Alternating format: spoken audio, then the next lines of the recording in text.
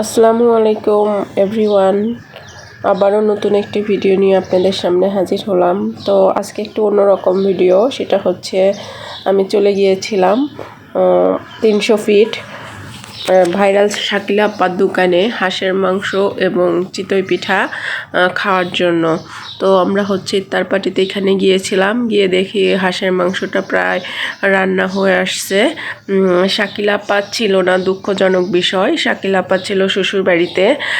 তো শাকিলা আপার আম্মু ছিল এবং আব্বু ছিল, তারা এটা হচ্ছে এখন দেখছে।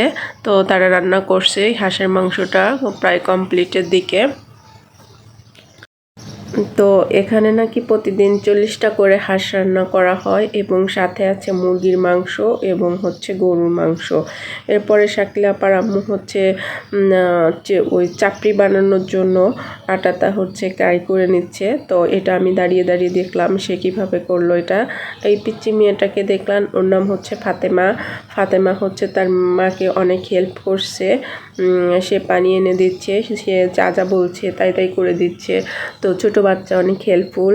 তো এই চাপটির মধ্যে দেওয়া হবে ধনেপাতা এবং কাঁচামরিচ। এই যে অবশেষে শাকিলা আপার আম্মু চুলার পার চলে আসলেন। তো চুলাতে প্রথমে আগুন ধরিয়ে দিলেন। কিভাবে আগুনটা ধরিয়ে দিলেন দেখছেন, কি তাড়াতাড়ি আগুনটা ধরে গেল। আর আমরা ধরাইতে গেলে বাবা 1 ঘন্টার কমে হবে না। তো এই যে আগুনটা ধরিয়ে দিল। এ পর্যায়ে হচ্ছে শাকিলা আপুর আব্বু হচ্ছে তরকারিটা দেখতেছে ঠিক আছে কিনা। তো এখন হচ্ছে শাকিলা আপুর আম্মু হচ্ছে ধনে পাতাটা এবং হচ্ছে কাঁচামরিচগুলো কেটে নিবে চাপটির মধ্যে দেওয়ার জন্য। প্রথমে আমরা বলেছিলাম আমরা চাপটি খাবো, চিতই পিঠা না, যার কারণেই হচ্ছে খালা হচ্ছে চাপটি বানানোর জন্য আগে আয়োজনটা করছিল। তো এদিকে আগুনটা হচ্ছে ধরিয়ে দিয়েছিল চুলাটা গরম হওয়ার কারণে। এই যে চাপটিগুলো হচ্ছে বানানো শুরু হয়েছে।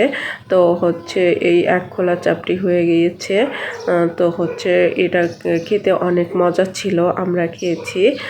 তো যার যার 300 ফিট আসার ইচ্ছা তারা অবশ্যই আসবেন এবং ভাইরাল শাকিলা আপার দোকানে আসবেন। খাবারটাও অনেক অসাধারণ ছিল।